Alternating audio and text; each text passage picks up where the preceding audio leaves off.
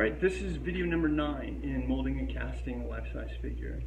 So what you're seeing now is the very final stage of the rubber process, which is adding rubber keys to the rubber mother mold.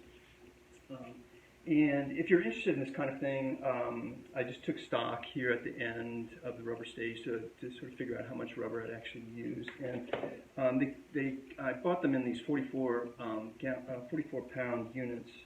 And I used 2.5 of those. Again, if you're interested in that, and I don't know how that compares.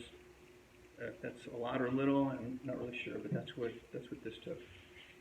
All right, so the type of rubber keys that I have, you can see I've got them on the inside of the figure as well as along the perimeter and running on the top and the bottom of these division lines. And so again, those keys are going to allow me to lock the rubber mold into the mother mold so that I know the two fit back together perfectly when I go to cast.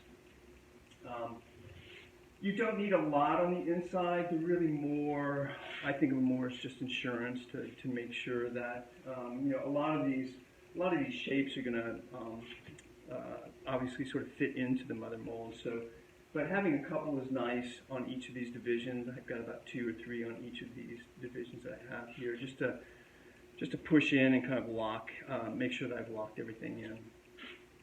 The other kind of key that I have, I've got some plasticine keys over here, and you may not be able to see them very well, but they're basically just a plasticine that's been balled up and then cut in half, so they're half spheres that have been pushed onto the flashing out here. So the flashing, now I've got this clean area. I cut the rubber, the kind of ragged end of the rubber on the outs that was past where these rubber keys were. So I've got a clean edge, and I've got a little area here where the mother mold will go. So the mother mold will go over this. It'll go over this area. Once the front is done, I'll take the flashing out and complete the mother mold on the other side. But these will allow me to key the two parts of the mother mold together.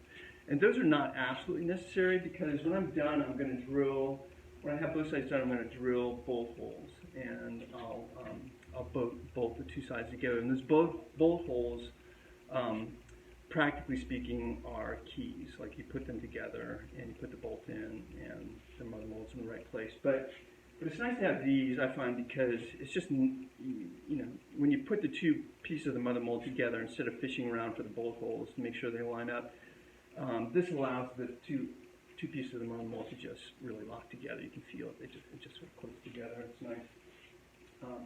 All right, so the next step now is to start the mother mold process. So, and I think of that as a 3-step process. First, creating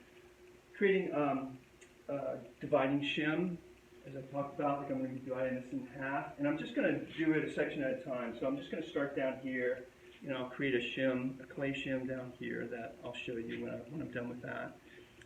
And then the next stage after that will be to put on the first coat of the mother mold, which is a paste-like mixture, and then the third step is putting on a multi-layer cloth mixture. So, but I'll come back after that shim is done to show you what that looks like.